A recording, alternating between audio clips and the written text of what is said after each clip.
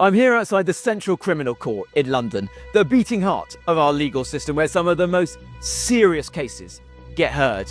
And yet today, 11 courtrooms are empty. That's nearly half of all the courts behind me. Nothing is happening.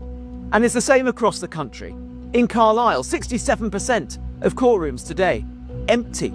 And this isn't unusual. In Bristol, 40% of all the courtrooms on average every week are empty.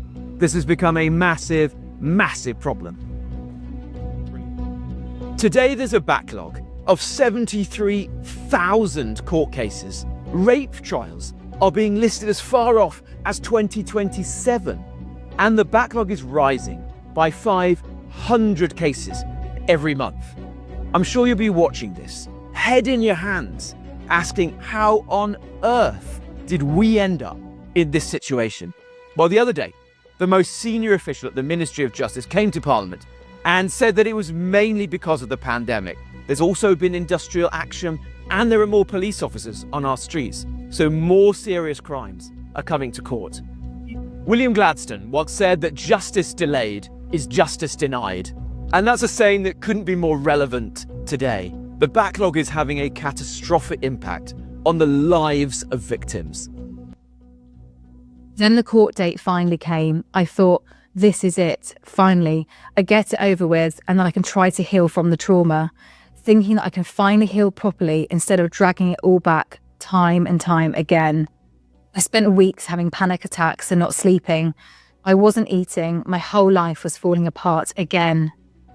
But I was prepared to tell my side to the court so I could finally be heard. Then it got postponed again. I was told I had to wait a year. Tragic stories like this are only too common, as James from the Criminal Bar Association told me. The longer it goes on, the less evidence there is, the less people recollect what happened on that night, the less witnesses who saw them together. It goes down and down and down. And so, of course, being able to come into court quickly is very important. It is incredibly frustrating when you're having to tell victims, if you're the prosecution, or your defendant, if you're defending, oh, sorry, we're going to come back in 2027, 2028. Trying to deal with that when you know that we have people who are here, are available, we've got judges, we've got barristers, we've got courtrooms. We need to bring all that together. In the immediate term, what is the single most important thing that the government could do right now to fix this situation or get us into a better place? As a single first point, get that cap off, get judges into court, get barristers into court, and get prosecuting and defending on these cases. And it's not only the victims who are suffering. The court backlog has created another major problem.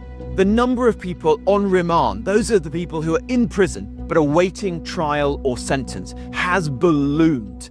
It now accounts for 20% of everyone in our jails, or 17,600 people. If we can get the court backlog down, we can also relieve pressure on our prisons. So the question that matters now is, how are we going to fix this?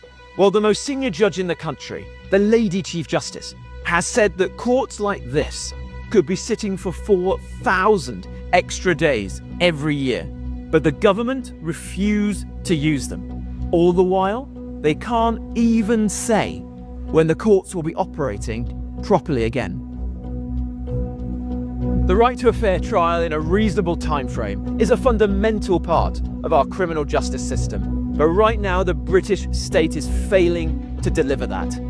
The government really need to put victims first. They need to get these courts open, and they need to break the backlog.